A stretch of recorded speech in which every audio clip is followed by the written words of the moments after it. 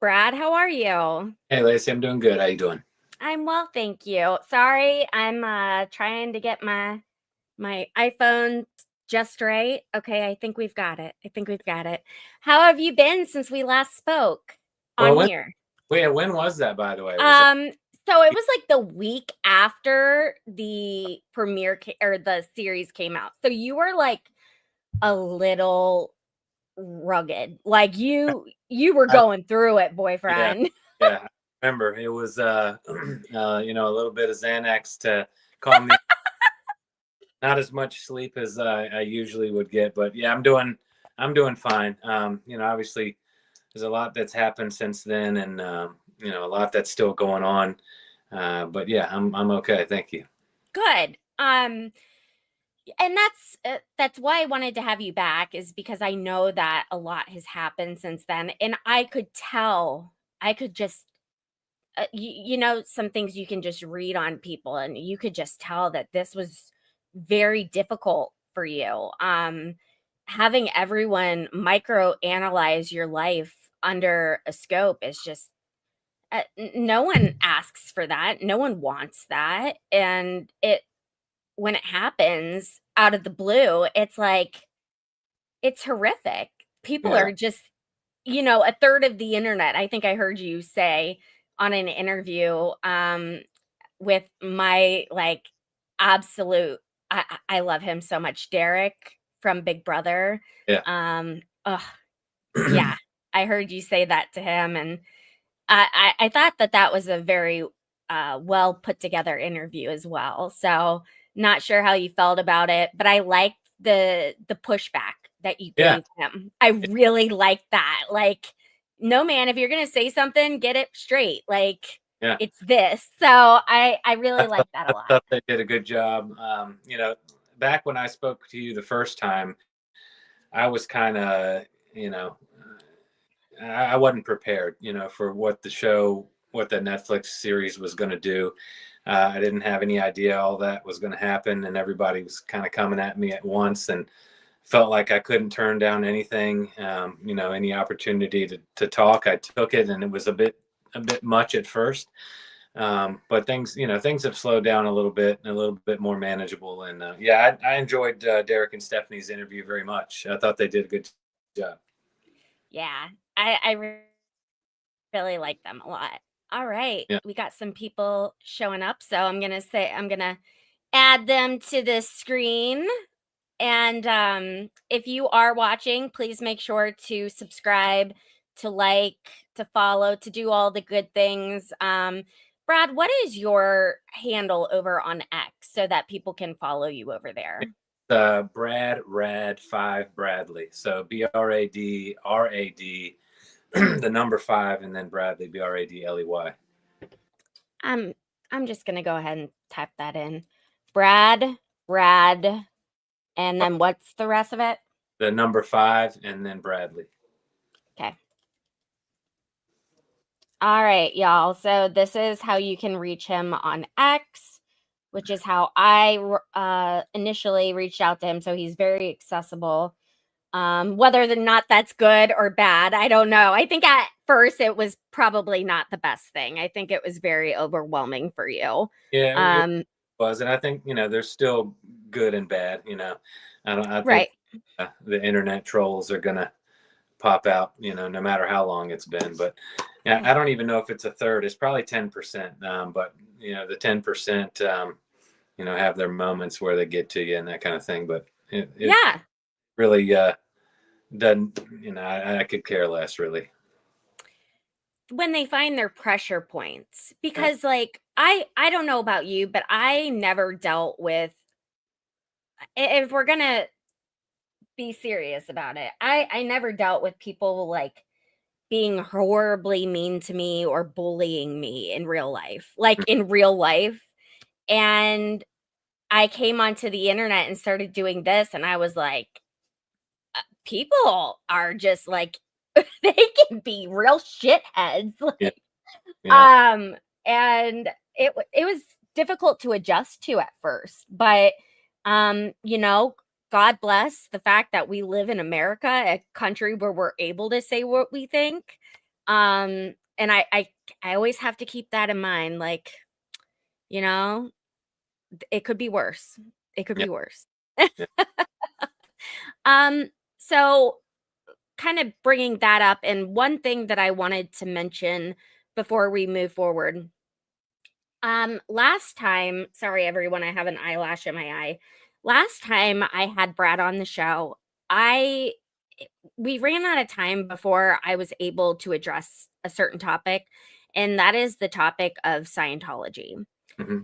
And right after I had you leave the platform, Brad, when I brought it up, it was short, it was sweet, and it was it was like more of an oh rats. I meant to ask him about that, but we got caught up talking about so many other things. Hmm. And the next morning, I think I told you this.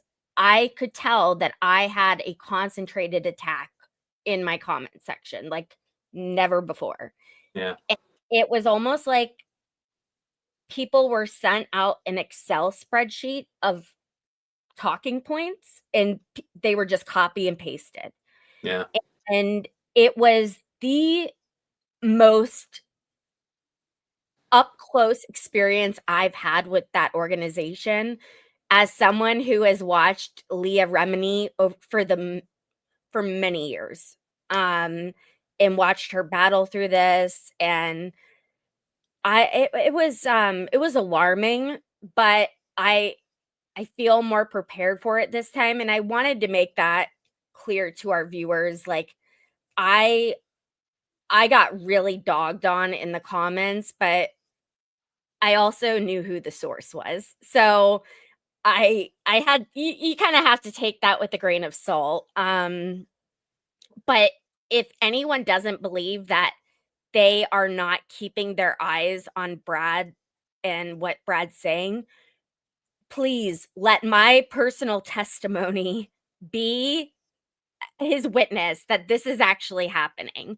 Whether or not there is involvement, I don't know. And we'll get into that during the show. But like this genuinely happened to me, and it was the very first time it ever happened to me. And all these accounts were like fake accounts. So I just wanted to cover that because I thought it was just so well thought out, and it all started happening like right at the same time of the day, and it Mhm. was just freaky. It was so freaky. Yeah. I mean, it kind of makes you understand why over the course of the last quarter century that nobody wants to talk about it. Nobody wants to bring it up because it's kind of what they do. It's kind of funny to me that I'm the most vocal about it, yet I've not heard anything from anyone. We've had reporters and different media outlets that have touched on the subject. Mhm. They have been threatened by their legal teams. They've had their editors contacted. They've had their editors' spouses contacted. So it's definitely is a coordinated effort. And I don't know. The thing that I think about is when the Scientology spokesperson reached out to one of the first reporters that did kind of a little story on it. Um, they shit, I forgot what I was going to say. So we were talking about Scientology. It's okay because I kind of lost my train of thought too. We both kind of bugged out on each other at the same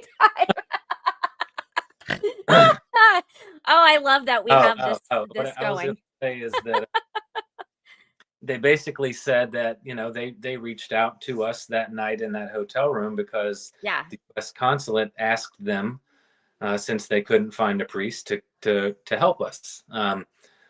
So if that's the case, then I don't know why they wouldn't want that publicity, just to say, hey, right.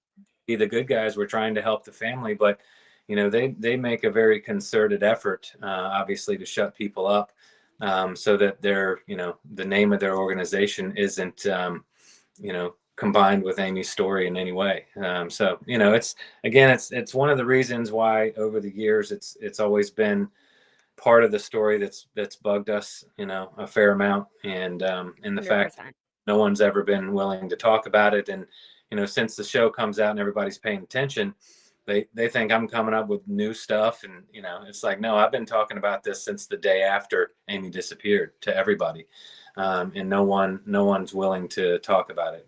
I recently found out through a phone conversation my mom had with the lead FBI agent on the case that in fact there was no investigation of Scientology at all, ever, from the FBI's point of view, and that's what I long suspected. And again, just I can't tell you how frustrating it is.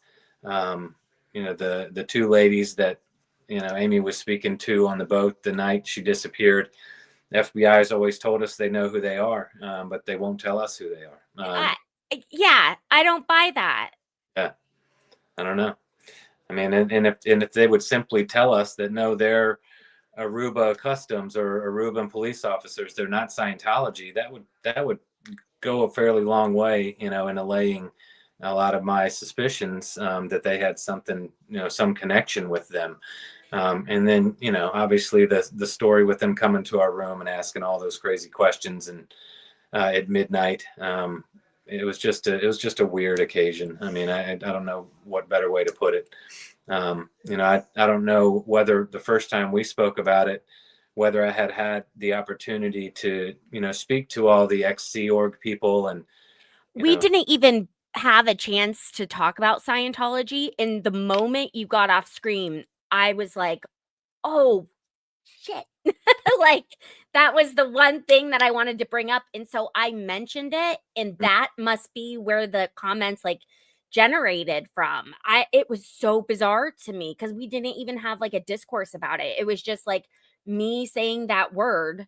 well, it's kind of And letting you better not talk about it, yes. And so now, naturally, having worked in politics, that doesn't work on me. We're going to talk about it at this point because now you done pissed me off. So let's talk about it, Brad. So, after that, I put that long story up on X, like right after the show came out, because, it was like, all right, everybody's paying attention. Since no one will talk about it, I'm going to talk about it. So I put that up there. A lot of people responded, and they're like, you need to reach out to this person and this person and this person. And unfortunately, Leah Remini, we reached out to her. I can't tell you how many times over the years. We've never Yeah. been able to elicit any response from her ever. So I don't know what that's all about. I was able to get in touch with Aaron Smith Levin, who does a podcast, I think, called Growing Up in Scientology. He and I spoke to Valeska Paris, who apparently escaped from the ship the Free Winds at some point. I spoke Jeez. with Claire Headley, who was actually above Mike Render, I've heard, in that organization. God rest his soul. Yeah. And then I talked to Tony Ortega, who I think I've understood since is not an ex-Scientologist. He's just kind of an anti-Scientology guy. But each one of those people, individually, whether it was through text or email or phone call, they each admitted that experience that we had in that hotel room was really weird. And they couldn't really make sense of why that happened. But they also each said that it was extremely unlikely, in their opinion, that they had anything to do with Amy's disappearance. And I think Valeska and Claire Headley were on that ship at that time. And, Claire Headley said that she never heard Amy's name. She never heard anyone talk about it. She didn't know anything about it. She never saw her. And then my suspicions were kind of put to bed a little bit after talking to all those people. Then you get online and you put a post up and it says, well, I've talked to all these people. This is what they say. And everybody's like, yeah, believe those people if you want to. So then you're like, well, you don't know who to believe or what people are telling you. Ultimately, I was on TikTok and saw, what's her Yeah. name? Jenna Miscavige. I think it's, What a story that family has to tell. Yeah. So I reached out to her and asked her if there was anything that she could, share with me that might be helpful. And she basically said that, I'm married to Aaron Smith Levin, and you've already spoken to him, and there's not much more I can help you with. So it was kind of like, Okay, thanks. yeah, yeah. So I don't know. Again, the FBI having never investigated them at all is really frustrating. It's And unacceptable. yeah, yeah, I agree. Yeah, We They need to be held to a higher level of, like, accountability here. It's yeah. unacceptable, and I think people need to consider that. And I had commented up here, I don't know if you're aware with everything that's been going on with Netflix this week, but tons of people are canceling their subscriptions, and that is also another reason I want, before you do anything, if you haven't watched this documentary, Amy is Missing. Is it Amy Bradley or is it Amy? Amy Bradley's missing. Yeah. Amy Bradley is Missing. You have to watch it. I watched it 4 times before my first interview with Brad, and since interviewing Brad, I've just watched, different interviews that he's done, and I think that Netflix did a good job. Is there stuff that they missed out on? Absolutely, but same goes with, like, almost any documentary, you know? So, I I would like to know, one question that I have regarding that, what what's one thing that they didn't touch on besides what we just talked about, um, that you wish had been in the documentary? Well, there's a lot, obviously, in 27 years, Okay. but I don't know if I can list them all in chronological order. But one of the things I think would have been most helpful is to spend more time on the 3 eyewitness accounts that morning. I believe, and I watched it one time, I think 2 days before it came out. I haven't gone back and looked at the show again, so I can't. I might be wrong here about things they included or didn't, but I think they talked about Crystal and Lori, the 2 girls that saw that Yeah. said Yellow go up the glass elevator to the Viking Lounge that morning between 5:30 and 6. Um, they didn't, in the series, the uh, uh, agent Sheridan, the lead agent currently, uh, says that unfortunately we were never able to corroborate the girl's time frame. Um, and that's because they never interviewed Crystal's mother, who let them into the room just after 6 a.m. And we have a signed affidavit from her mother, saying exactly that. She said that she was in the room with her mother, the girl's grandmother, and they were, getting up and preparing for the next day's events. Yeah. Um, and, that the fact that they've never, still to this day, interviewed the mother to corroborate the girl's time frame is another unacceptable ball drop there. So that would have, corroborated the time frame. That would have potentially given the FBI agents on board enough information to detain Alistair Douglas. And they also didn't touch on the third eyewitness that was in the Viking Lounge that morning. The Um, girl on the, antibiotics? yeah, yeah. So her Yeah. Elizabeth Lewis, and we're still trying to actively locate her and talk to her, and haven't been able to. But she basically testified in the grand jury along with all the other eyewitnesses. Of course, the grand jury testimony is sealed, but my mom has, communications from her prior to that grand jury where she explained what she saw that morning, firsthand to my mom. And so, she's inside the Viking Lounge where she spent the majority of her time because of having been on antibiotics. She wasn't supposed to be in the sun, and Yeah. the lounge is, nothing but glass and windows, so you can see everything. So she was in there. She said that Amy and Yellow came off the elevator. She saw them get off the elevator from inside the club. She said that they went up and sat at, on the upper level where, when I left the disco the night before, Amy was sitting with Yellow and a few other people. And then she said, Yellow came back down to the bar, which was just underneath that where they were sitting and fixed a drink. She referred to it as a dark drink. That's all we know. Don't know whether it was soda or coffee or what. And handed it to Amy, and then they walk into the back area up top, back towards the crew elevator that goes down to the bottom of the ship that's in the back of that club. A couple of days later, she had befriended a bartender named Louis Lara, and was very friendly with him, and he was with her. And then after that morning, she says that he became very aloof and really wouldn't talk to her much anymore.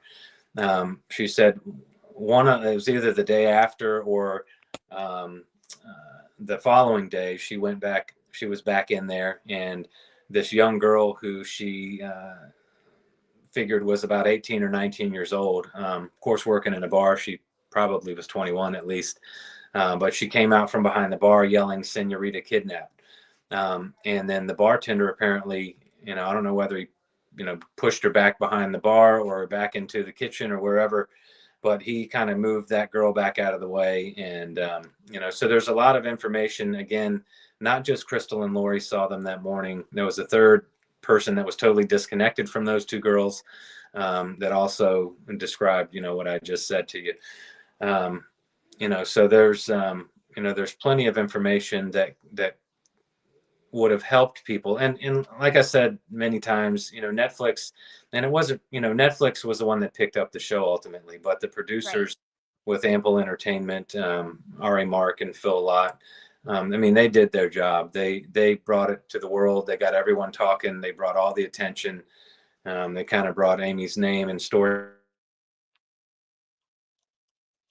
Oh, I had Brad disappear. This happens sometimes. Lost my camera there for a second. There you go. But we obviously are very happy with the amount of attention that this story has gotten, since the show came out. So I'm not here trying to nitpick what they did or what they didn't do either.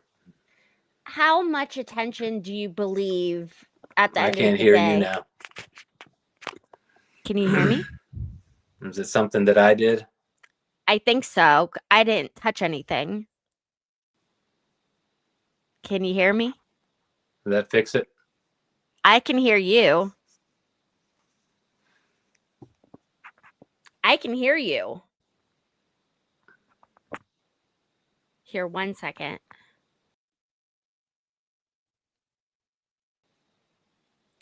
Want to try again?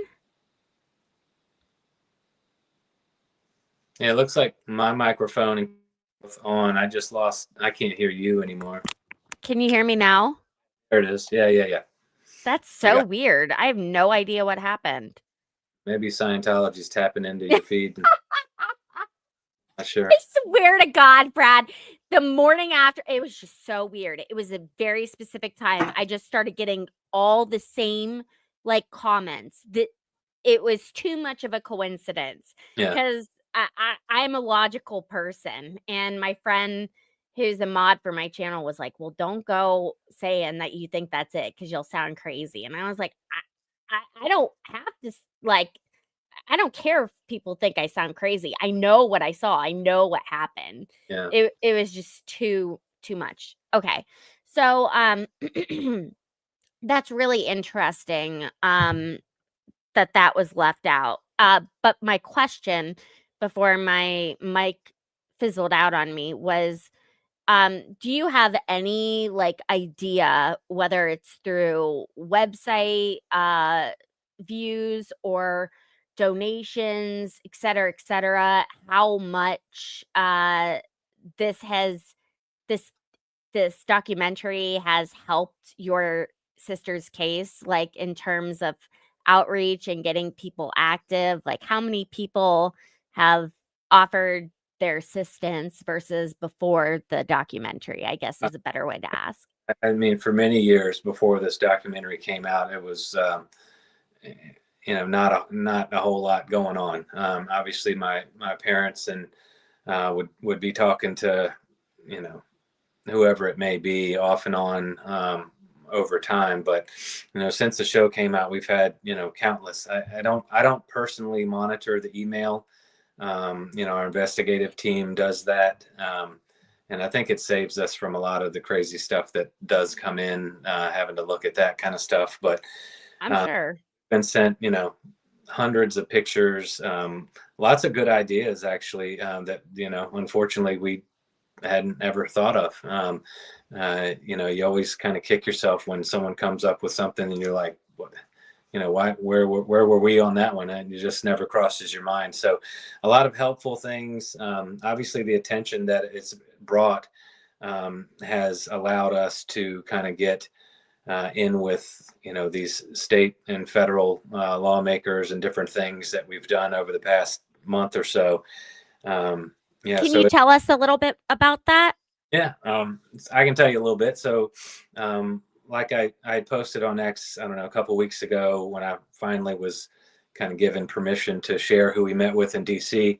On September 4th, we went up there and met with, Senator Chuck Grassley's team.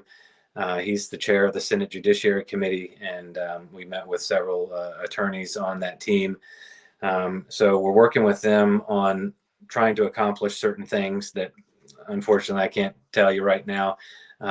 But we're trying to, one of the things is we're trying to get access to the FBI files. We've never been privy to them. They've never been shared. Right.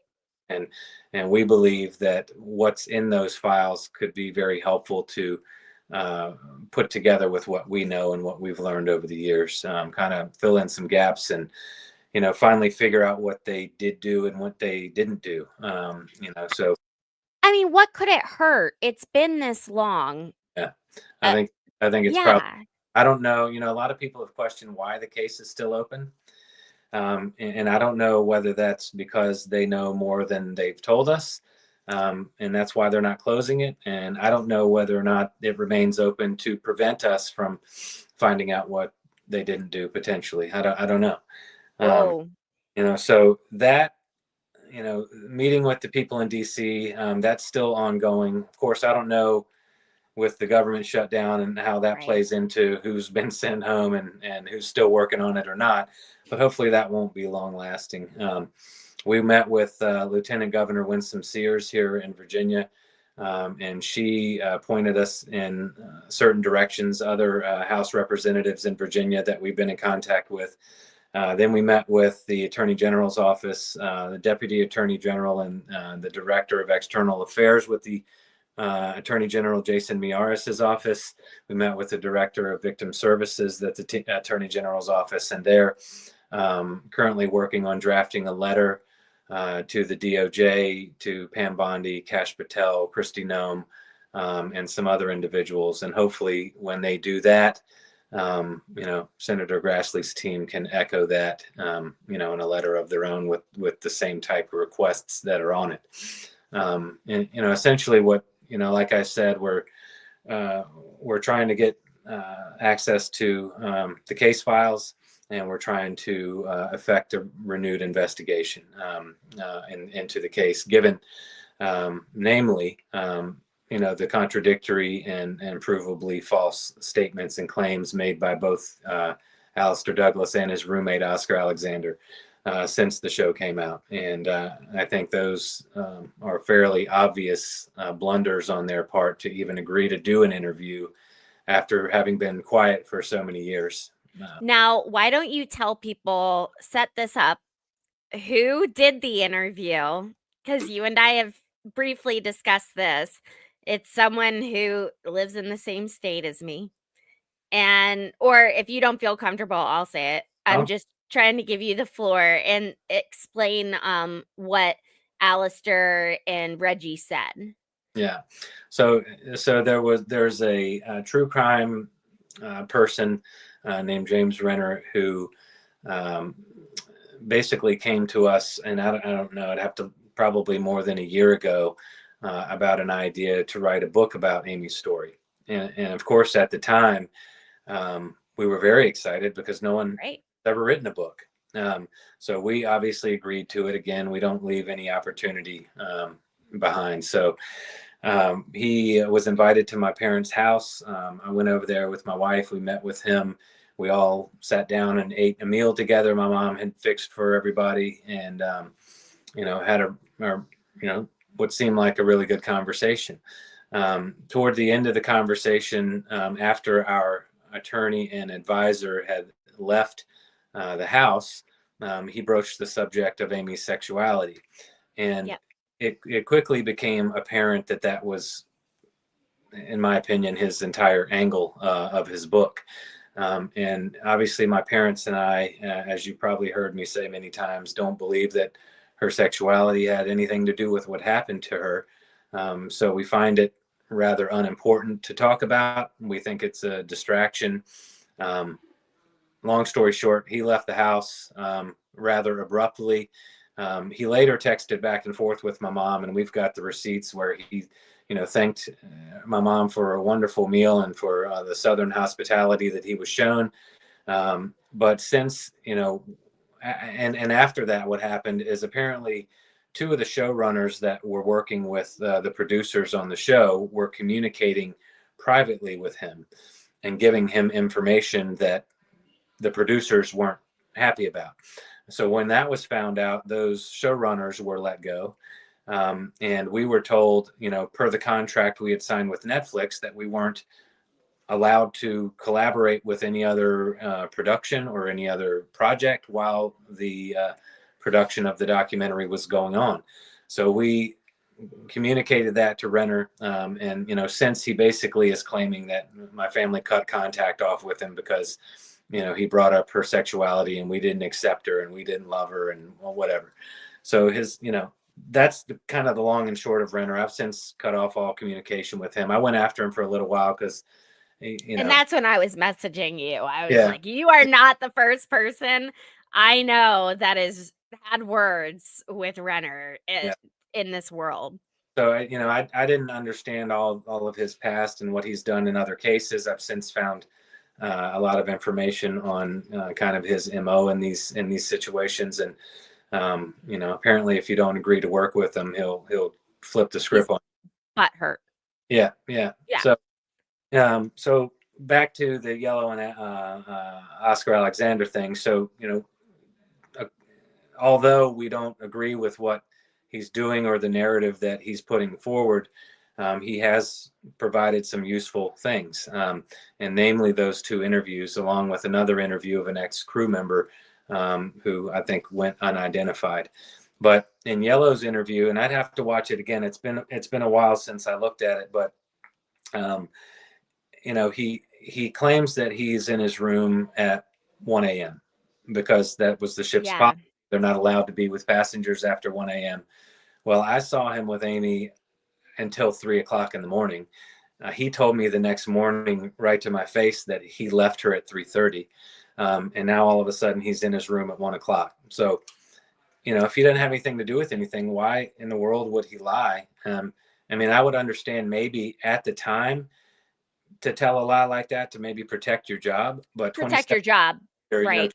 5 years after he's even worked for this cruise line, to continue to hang on to a provable lie like that is questionable, obviously. So he goes on to say, he talks a lot about Amy smoking. He talks about my dad, Amy telling him that my dad forced him to come on the cruise because he found out she was gay. Total lie.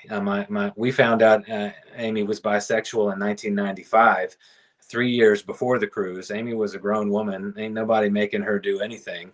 And so that just is something that my parents and I obviously know to be false, because we had a wonderful relationship with Amy. Everybody was happy. Everything was good. Um, Right. so, to go on and, tell these kinds of lies in an interview that we can prove are false, not only with, I guess what I would call hearsay by me saying he told me in a conversation I had with him, but also by key card data and the ship's chief security officer in his report saying that Yellow made many false statements regarding where he was and when he was where he said he was, until the security officer explained how the key card or lock link system worked to him, and then quote his statements fell more in line with the facts. So Yellow, and there's many other things in the interview that I'd have to watch again to kind of analyze with you, but There's plenty of false statements. One thing that's interesting that both of them do is they refer to what happened to Amy as a crime.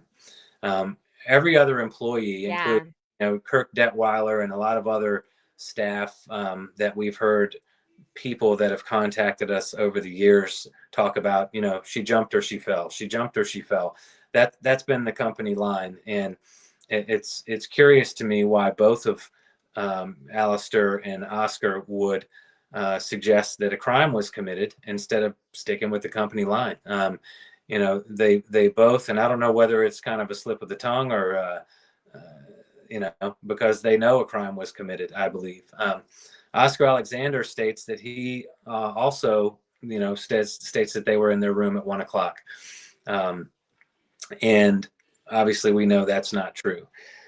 He says that security knocked on their door at between 3 and 4 a.m. that morning. All right, me and Amy get back to the room at 3:35 and 3:40. I go to bed at around 4 o'clock. We didn't report her missing until 7. Obviously, Right. that's way off. And if Yellow and Oscar had communicated prior to this statement that he gave, they should have talked it over a little bit more. Yeah. So Yellow never mentions that anyone came to their room to search that morning. I think that's a pretty memorable thing to leave out of an interview when you're describing what happened that morning. Yellow states that the hotel manager called him in his room at 7 a.m. Now, about 12 or 13 years ago, in a CNN article that he did, he states 6 a.m. I think since he learned, obviously, Amy wasn't reported missing until later, so he changes it to 7. And Right. the chief security officers report the hotel manager wasn't notified until 9 o'clock in the morning. I don't know why the hotel manager would call Yellow 2 hours before he even was notified of Amy's disappearance. And I don't know why anybody's contacting Yellow, because we never mentioned his name until 48 Nope. hours later when Crystal and Lori ran up to us Crystal. to tell us about seeing Yellow in the elevator. So for them to question Yellow at all prior to that is, makes you think, why is that? And I think why that is because they had plenty of other passenger complaints about Yellow. You've seen on my X page maybe the from the cruise critic board about the warning to stay away from him, and that was just 2 weeks Right. 2 weeks. Can you tell some people, I'm sorry to interrupt you, Brad. I want to make sure that everyone is on the same page about this, cuz that was crazy. Yeah, well, I mean, and unfortunately, we didn't learn about it until after we had returned home. Obviously, had we seen that prior to the cruise, we wouldn't have gone near the guy. But we got home, and there was a post on a cruise critic blog or cruise Ugh. critic board that from a woman who basically says if you meet a person named Yellow, stay away, warning, all these exclamation points, where he's dropping lines on these women, and some other woman or two girls had said that he had told them to meet him at the Viking Lounge at 6 a.m. On other cruises. So I think the ship was well aware of Yellow's habits or what some of the things that he was involved in, and I don't know whether Yellow claims in that interview that when the hotel manager called him at 7, apparently they asked him if he had the girl in his room that he was dancing with in the club the night before. So how do they know who he was dancing with in the club the night before? Is it on? Yeah, they came at 3 o'clock in the morning. I'm sorry, continue, keep going, but Yeah, it's like they can't keep their story straight. no, because and I've said many times, when you tell a lot of lies over a lot of years, you have to remember all of them. And obviously, neither one of them got the memo. So, uh, you know, I don't know whether or not they had video of them dancing in the club. The video that people see on the docuseries of Amy dancing with Yellow, I've since spoken with Chris Fenwick, and although unfortunately Yes. those tapes were accidentally thrown out back when COVID happened, because I think it was, and I think it was an honest mistake. It wasn't something Yeah. he intentionally. He's a Chris great, seems like a solid dude. he is. He really is a good person, Yeah. and he he says that, back when, we're all wiping our groceries down and everybody thinks COVID's living on the surface of Yeah. everything you touch, a bunch of stuff was thrown out. So, but he knows that video that his videographer Bob recorded that night was sometime between 1:30 and 2:30 a.m. Now, a lot of people I've heard online, they think that's security video footage, but that's a guy walking around in the club with a camera. So, Right. and I don't know whether there were security cameras in the disco. I've heard that there were not. I don't know if that's true. No. The ship told us that there were no recorded, there was no recorded video footage of Amy at all, and that all of the cameras, including the ones that look down both sides of the ship, that would show someone going overboard, they're just monitors. So that, and I don't know whether that's true or not. I don't know whether they had recorded footage that they hid, but I do know some other things about what they attempted to do with that footage.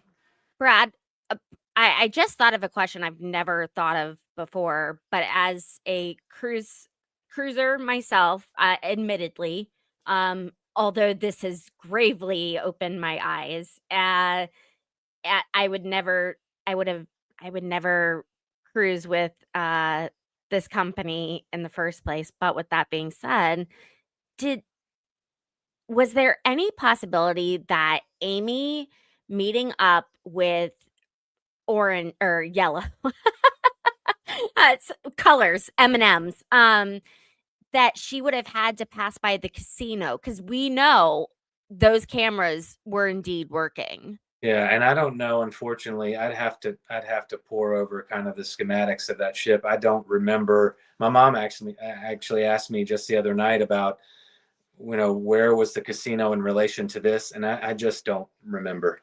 It's Uh, usually midship, and that's if you didn't catch on, that's why I go on cruises. We're gamblers, so well, one of the things that was brought up by a creator on TikTok, he's done some really good things. He you can find him at Stormy, the letter C underscore spirit. let me And write that down. Hold on. Sorry, telling my guest to hold on. Keep talking. Stormy, what? Stormy C, not SEA, just the letter C, and then underscore spirit. But he's done a lot of videos, and he shows that basically we were on the same floor, the eighth floor that the bridge is, For and the gangway?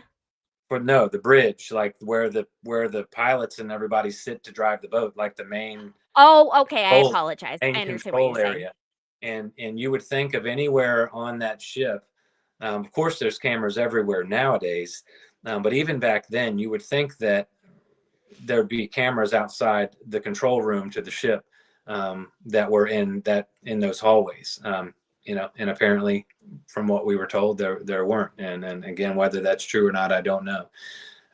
There's one interesting fact that I've not shared yet, and I will now. Oh my god. Yeah. So Everybody, listen. Oh, and before you share that, Brad, if you haven't done so already, make sure to like this stream or share it.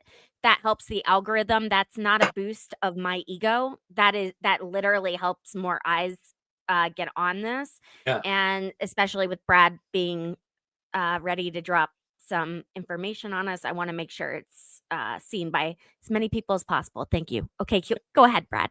Yeah. So what I'll preface with kind of the short story of Chris Fenwick and his account of what happened in the days following Amy's disappearance. So Chris Fenwick is a video editor, and he was hired by a whole separate company that also had a work trip on the same boat, just like my parents' company had. So that company hired him to do what he calls their happy faces reel for their trip. He had a videographer named Bob with him. I don't know Yep. Bob's name. And then the ship has their own video editor and own photographers and all that stuff. So the ship's video editor's name is Steve Smith. And on one of Chris's interviews, he shares a picture of him, and obviously we were trying to find him for some time. Um, what Chris explains in the days following Amy's disappearance is that he and Steve had been working together. Chris was actually renting or paying to borrow some of Steve's equipment while he was on the Yeah. ship, and they would, he refers to them to himself as a nerd. And he befriended Steve because they're both video nerds, is how he puts it. So he and Steve would kind of go back, bounce back and forth between each other's editing suites during the cruise, and see what each other were working on, and return equipment or whatever. So obviously, Amy disappears, and then I think it was the next day, Steve comes by Chris's room, and he's like, did you hear about the missing girl? And Chris is like, oh my God, no, he didn't know anything about it. And Steve, he says that Steve first tells him that they think she might have jumped. Now I don't know who they is, but that's what Chris recounts, that Steve told him that day. And obviously, Chris is like, oh my God, that's awful. And, they go about their business eventually. The next time he talks to Steve, Steve tells him that now they think there may have been foul play. Right. And again, whether this is the ship or whether this is just people talking, or crew or whatever, I don't know. And Chris tells this, and he's documented the whole thing since day one.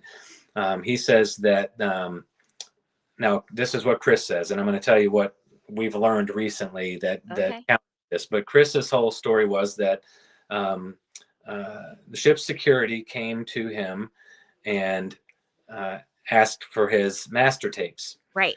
Chris said, no, you're No not getting. way. And so the security officer said, I'm working with the FBI, they need your tapes. And Chris is like, well, that's great. Tell them to come tell me themselves.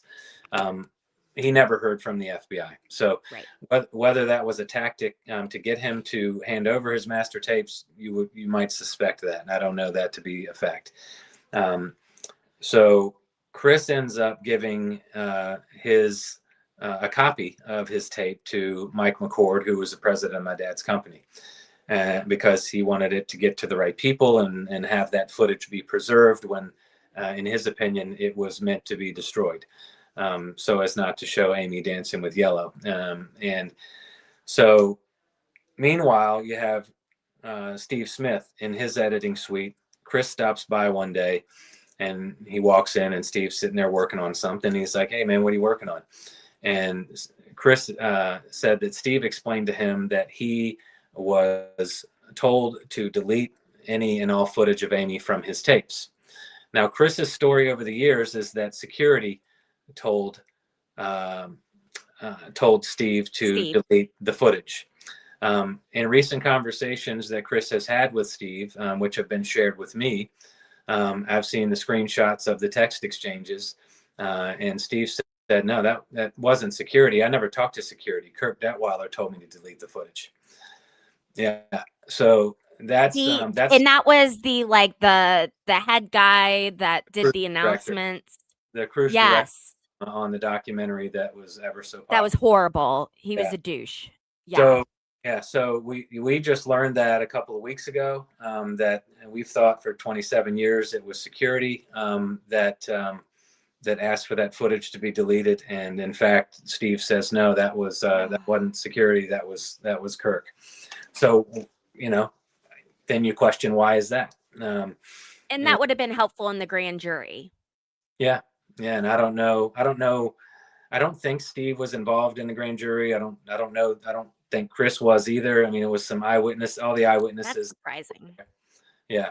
So I don't know what that means, but I found it interesting, that the cruise director would be the one that would request that Amy's images be deleted from all the camera footage.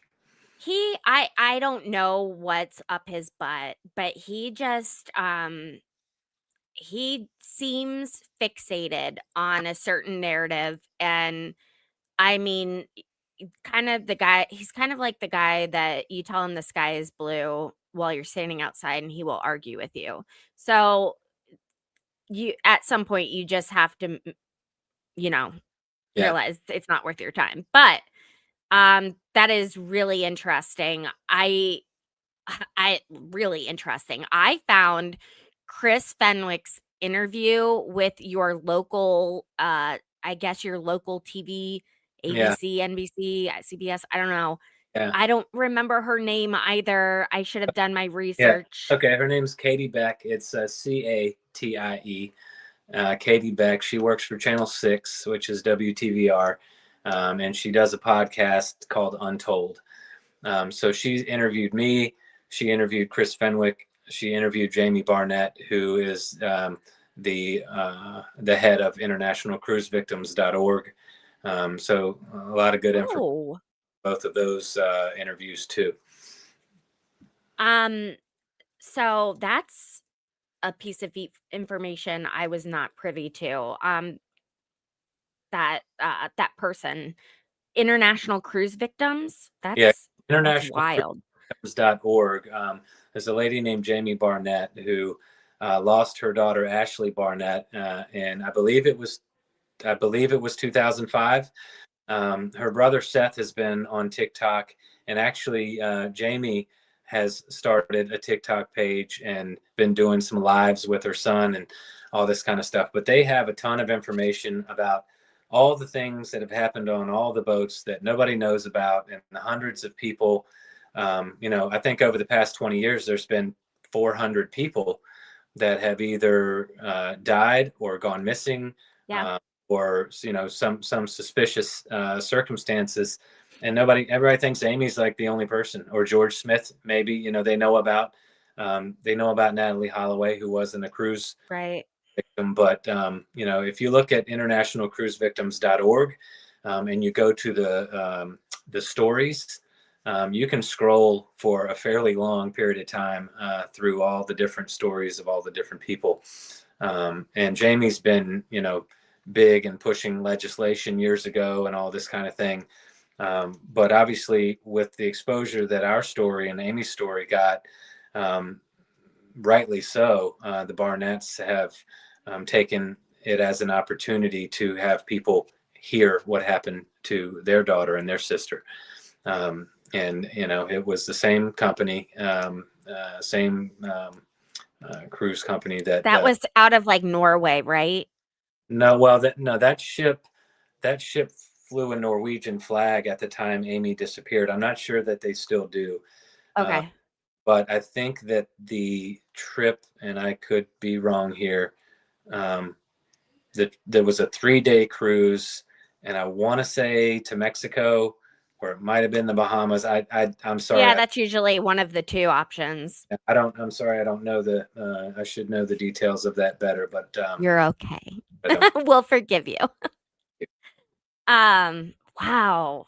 Wow, wow, wow. Thank you so much for sharing that.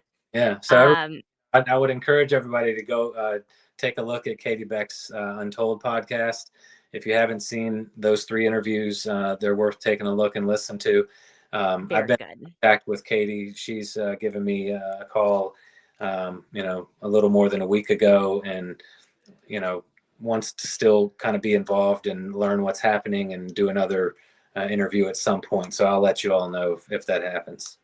Yeah. I recognize that, I don't have the broadest reach yet.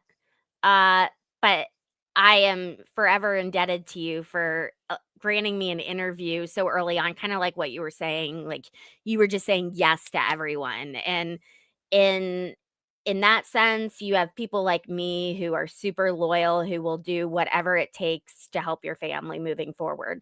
And I all I would ask is maybe like every 6 months, just jump on a stream and so we can keep the people updated. I'm not gonna let this fall off my radar. I'm too anal for that. So, Yeah, uh I obviously, like you mentioned before, I was a little haggard the first time we spoke, but I was happy to talk to you. Still am, and I always will be. So we'll get together, every so often, and talk about what's happening, and hopefully there'll be some good things. okay. Can, do you have like 5 more minutes? Can Yeah, I? yeah, absolutely. Okay. I know I kind of like set that up for the ending, but I'm like, oh no. Uh, All right. So I had some questions, and that's why everyone critiqued me last time about not looking at you the whole time. Well, I have a camera and I have my laptop, and it's a one woman show over here, people. Um, what's can you like provide us? I'm gonna go ahead and uh think on my feet with this one. Besides what you just told us, which was epically great, maybe it could be a photo or something of that nature. What's another tip that came in since the premiere of the series that you found to be exceptionally helpful? hmm. I don't know. I mean, of course, there are a few things that we're still working on um, in order to verify the credibility of the information that we were given. So I really can't share the things that I think our investigative team is most working on at this point. What I can tell you is that there have been some fairly popular opinions of certain pictures that were shown, and most of this is on TikTok. I don't see a lot of it on X, but I'm not on TikTok, so you got to fill me in, dude. yeah, so there's a lot of pictures. A story of this girl in Barbados who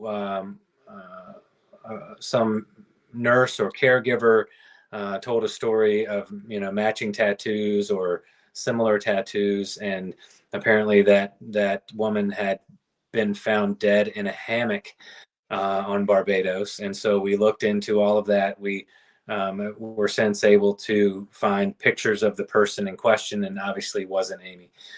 There's another lady from Barbados named Amy Barrow, and she has this kind of convoluted story about memory loss and being on benzodiazepine for years and years. And she thinks that she may be Amy Bradley. And, Oh Lord. there's some similarities in the way that they look, but I looked at her the first time and I said, no, that's not Amy. But everybody's persistent on, oh my God, it's her. And so we since found pictures of that same woman with her husband in 1997 at some Rotary Club meeting, obviously before Amy disappeared, and it's certainly not her. Um, there are a number of things like that, things that we've been able to rule out. And, we're working with some different people, some different organizations, some different investigative teams. There's a lot of things that are in the works that I just simply can't share. It's Um, good. yeah, but there's nothing that I can tell you just in a simple way to answer your question that's been um, Revolutionary. no, I would agree with that. Okay. There's a lot of movement, there's a lot of momentum, there's certain angles that we're pursuing, and a lot of positive and hopeful things, but they just haven't come to fruition yet. And as I've learned over the years, we'll see. I try not to get my hopes up, but so much Right. they've been dashed way too many times over the years. And so you have to kind of adopt this, well, okay, we'll see, kind of attitude, or else you're just devastated over and over again. If you just kind of latch on to everything, as a this is it moment kind of thing.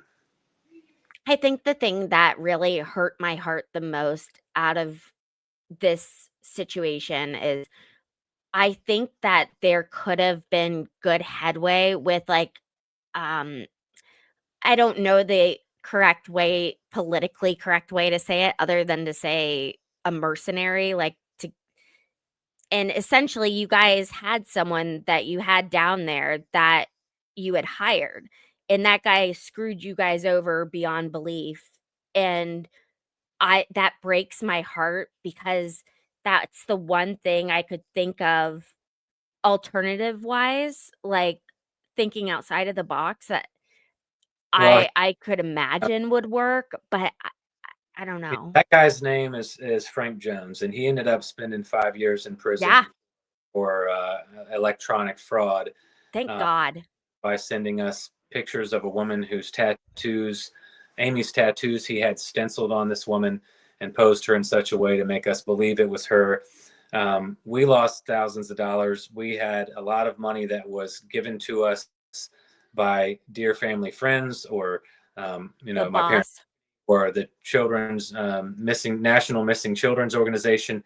Um, Fortunately, I think Frank Jones' father eventually paid that money back, because Wow. the judge ordered restitution, and Right. but all that money was returned to those respective people who had given it to us.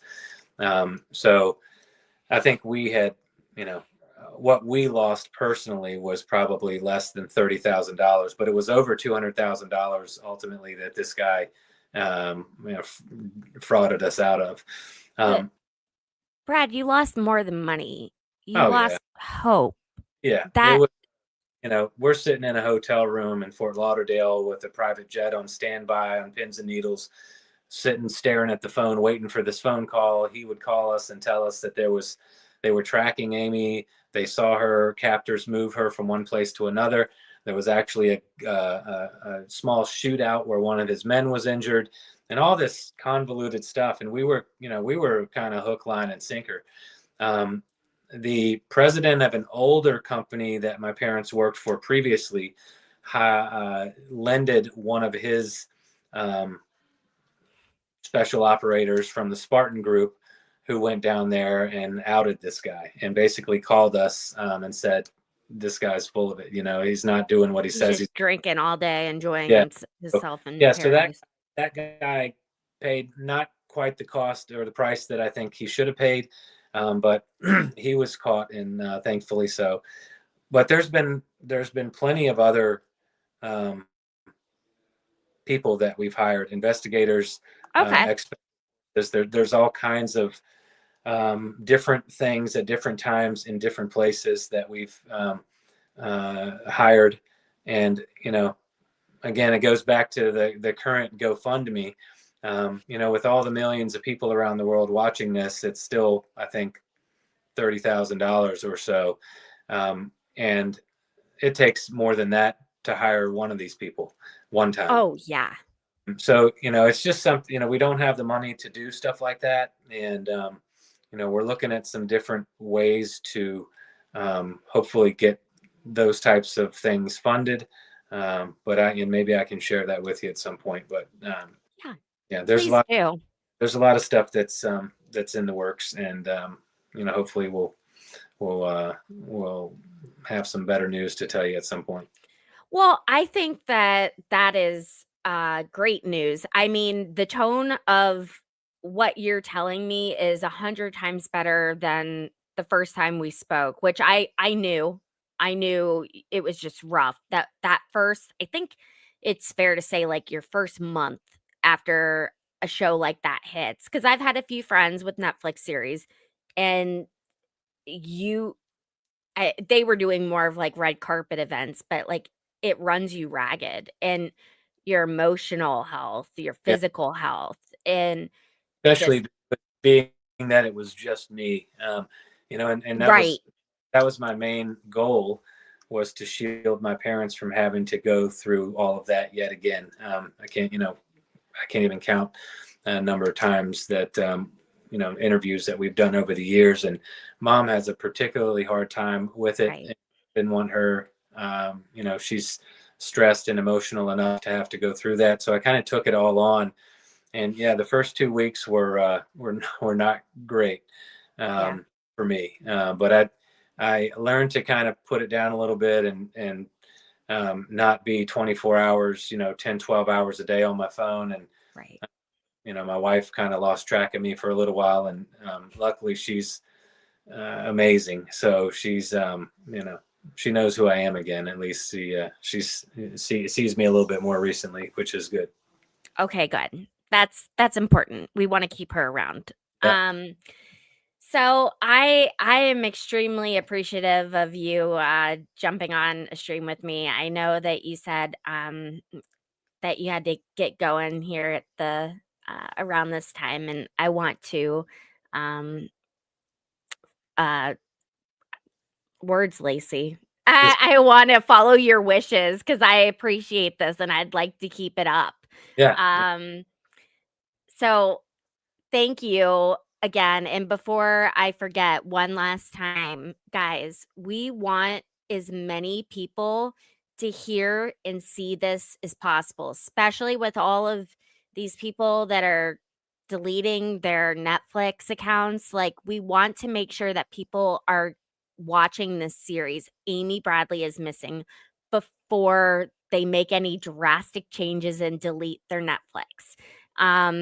Please, please, and make sure if you share this, it just helps the algorithm. It helps get a new pair of eyes on this video, and we got some good information in here tonight. yeah. So, That yeah, also, obviously, I've said it many times and I'll say it again, somebody out there knows what happened. right. And I think we spoke at length a little bit earlier about who I think we all have a pretty good idea who knows.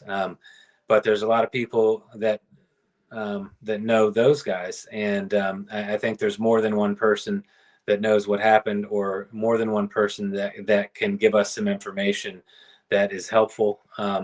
So, like you said, sharing and reposting and continuing to Yeah. talk about it. You never know if you're one person away from seeing this information that, it sparks something in them to finally have enough of a heart to, come forward and share what they do know. So if anyone sees this, the best way to get in touch with our team is Amy Bradley is missing at gmail.com. The tip line is 804-789-4269, or that's 789 for Amy. We spoke a little bit before about my X page, BradRad5 Bradley. And then on TikTok, you can search under Brad Bradley. It's at Amy Bradley is Missing. The website that has been around for the last decade or so is we're currently in the works of revamping that completely and updating it with a lot more functionality and kind of bringing it into the 21st century. And that's amybradleyismissing.com. So, please reach out, please talk to us, please tell us anything that you might know. Anyone that was on that cruise on You the week, never know. yeah, on the week of March 21st to March 28th, 1998. Um, Lacey, if you can say the name of the company in the boat, I certainly can't. It's Royal Caribbean, Royal Caribbean, Royal Caribbean, and it was the I have it in my thing on here. But anyway, if you have any Keep talking. any video, saw anything, heard anything, even if you're crew, I understand a lot of these crew members may have and probably did sign NDAs, but NDAs don't hold any weight if you're reporting a crime. The laws don't allow for that company to do anything to you if you are reporting any illegal activity or any criminal information. So please don't think that something you signed years ago is going to get you in trouble if you finally come forward. So we're just hoping people will keep talking and keep sharing and keep the awareness out there long enough for it to get to the right person. Yeah, I'm like a bad disease man. I'm not going away. So, Well, thank um, yeah. So it was Royal Caribbean Rhapsody of the Seas, and I know for a while it held the the limit for like the largest cruise ship. So a lot of people have been on that cruise. I think it might have been the biggest. By now, it's like by far not, but Oh uh, yeah, no. yeah, but yeah, a lot of things. I'll close with this, I guess. A lot of things need to change.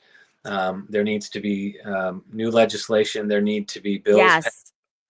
These cruise lines should no longer, if they're headquartered in the United States and they take U.S. citizens to these different countries, they need to fly an American flag so that they are subject to the laws of our country and not Liberia or Panama or Norway or some obscure other place that they choose to fly a foreign flag in international waters.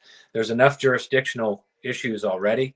And I think that's done not only to circumvent our tax laws, but to prevent our authorities from investigating these crimes that happen on these ships and or these foreign crew members on these ships from different countries.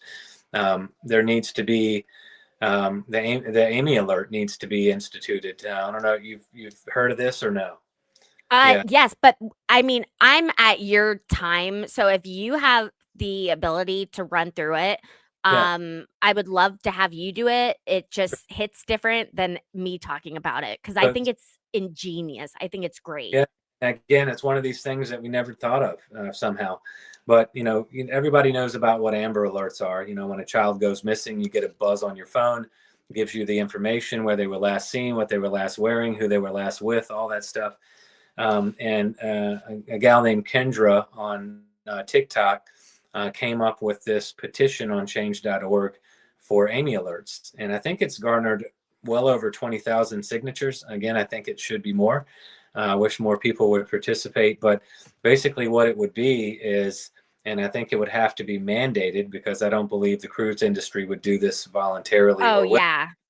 But, for if a person goes missing on a cruise ship, every single person on that ship, they get an alert on their phone. There's a picture of the person, what they were last wearing, when they were last seen, who they were last with, all the information. So now, different from our situation, you have thousands of extra eyes and ears helping, thinking, listening, watching, and looking and searching. And we unfortunately weren't able to have any of that.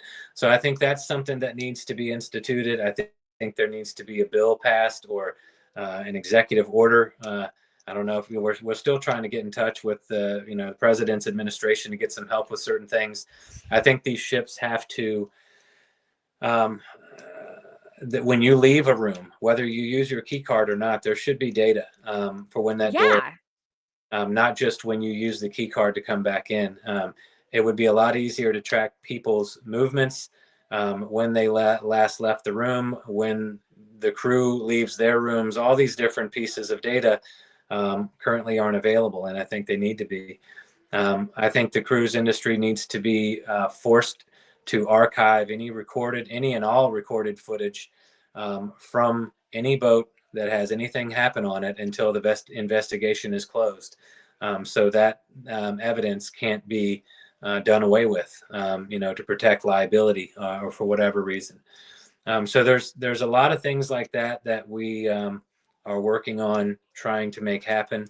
Obviously we're looking for Amy. That's our number one goal. Right. If there's any chance she's still out there, we're not stopping with that goal.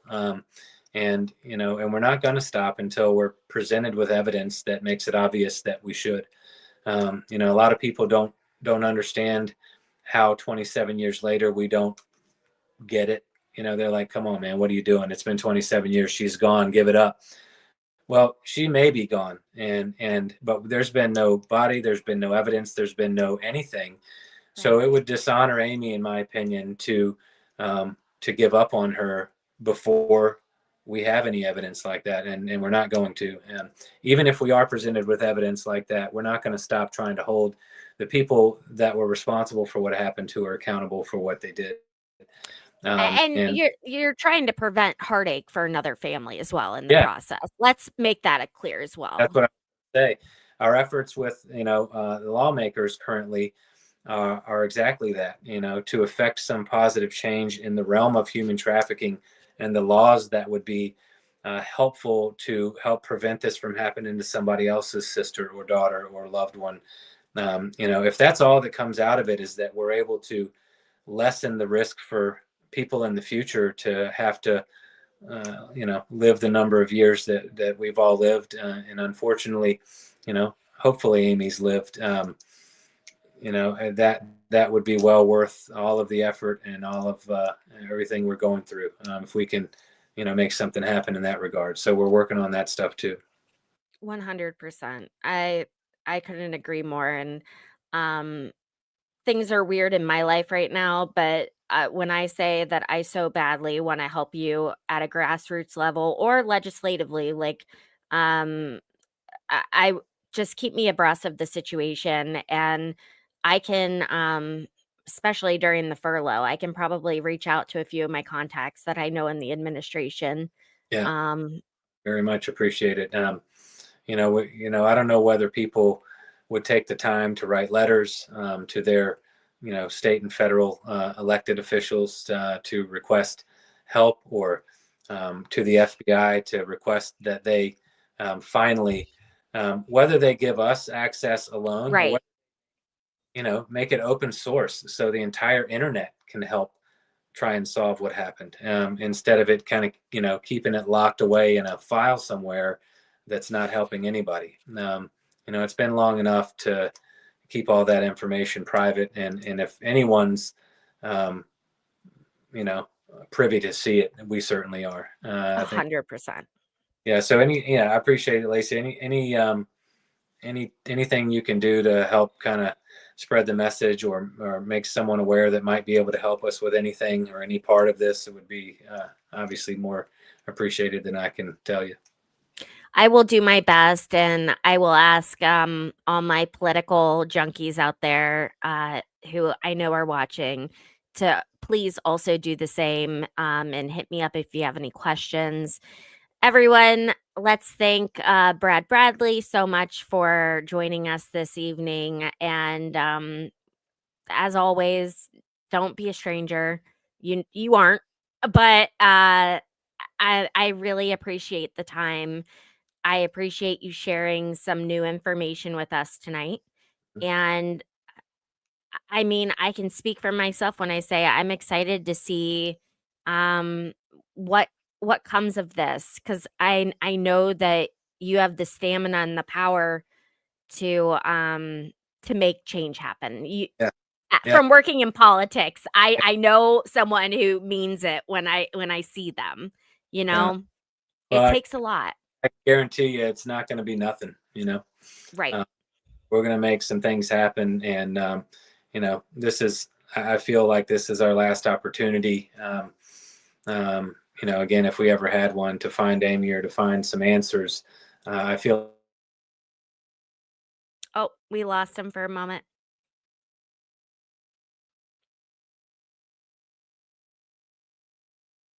tried to swipe a text away and lost my camera. You're But yeah, good. we're going to try as hard as we can, regardless of the haters and the people that want to talk bad about me or my family for whatever reason. Screw I him. just don't get it. But yeah, I'll let you know. I'll keep you informed, and if anything happens, I'll keep you in the loop. But thank you Well, for your time again tonight. thank you again, and we'll do this in a couple months. We'll check back in. I lost your Oh, microphone, but I don't know why that keeps happening. Yeah, I don't know. okay. Do There you we hear go. me? Yeah. Okay. Yeah. In a couple months, we'll revisit this, Yeah. and uh, hopefully have great news. And yeah, I appreciate your time, Brad. If you want to jump off, feel free to do so. Thank you so much. Yes, ma'am. Thank you, and thank you, everybody. Y'all have a good night. Thank you. Oh my gosh. That's just okay, guys. This is going to take me a moment to get used to. I have a new setup. So that's why I keep looking this way. Um I mean it when I say that if anyone can make change happen, it would be Brad and his family.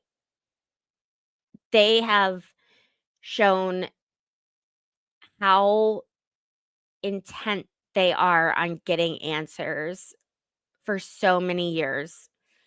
And I I just don't see this as something that it's going to um go off into the mist without us hearing again or having an impact in some sort of way. Pardon me. I think that Brad has learned to be very resourceful with his time, his resources, his connections, And I don't disagree that this is, the last great chance that they have to make something happen. So, I would ask that you reach out if you have any questions. I would be more than happy to, point you in the right direction. And I commented quite a bit. If you are watching on X, if you watch over on YouTube, and go to the comments, I have a lot of information in there. Some were shown on the screen, some things were not.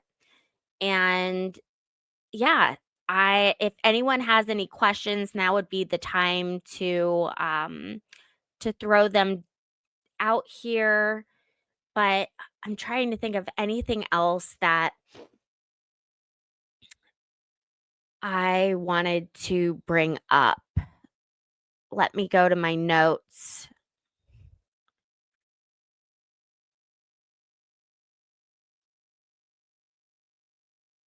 That cruise director, right? Ugh, he was just the worst. I bet he is wishing he had handled himself a bit differently. And his dance was stupid. Um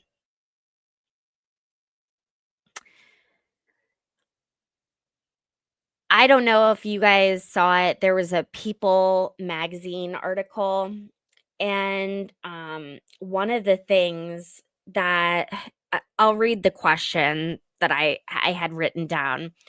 One point in People article coverage was that you believe Detweiler's tone reflects systemic failures and inaccountability in the cruise industry. Beyond Detweiler individually, what systemic changes would you push for to prevent future disappearances? That's basically the last 15 minutes of our discussion, all of which I can tell you right now, I do not think they are very difficult to implement or to pass. I don't see these.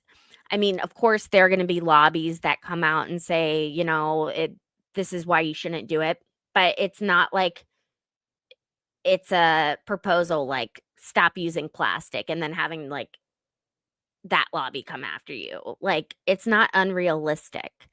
As someone who has worked in this area, I by any means, whether it be the Amy alert, whether it be, the holding companies, American companies accountable, whether it be keeping,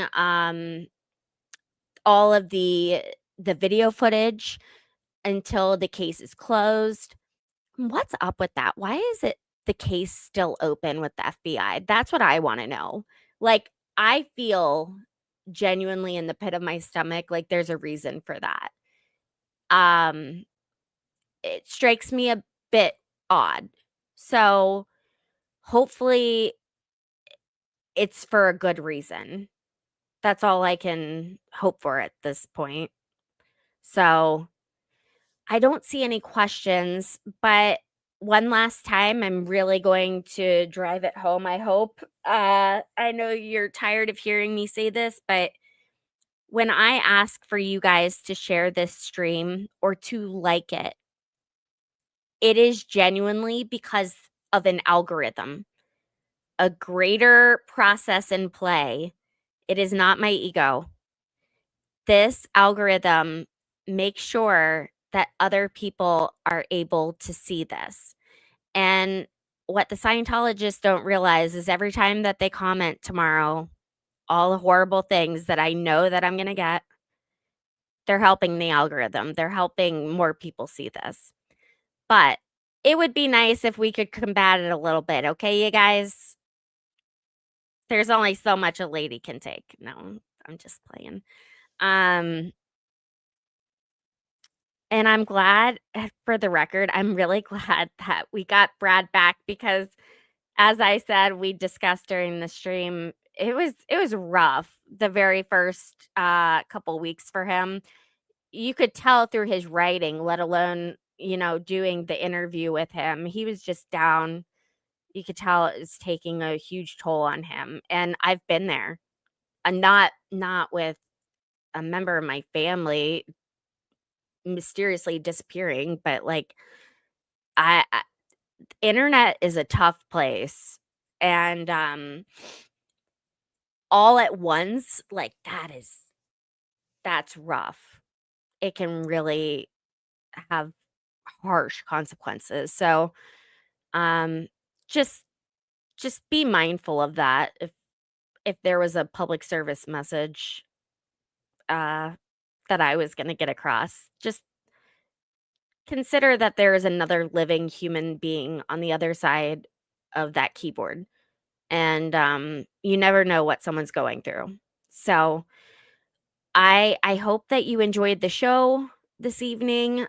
We will have another show here, um, in the next week. I think it's actually gonna be before next Thursday, um, which I will divulge the information about on my X page, as well as in a YouTube post. So, be on the lookout, and thank you so much. If you are a new subscriber, if you're on the fence about subscribing, it's free.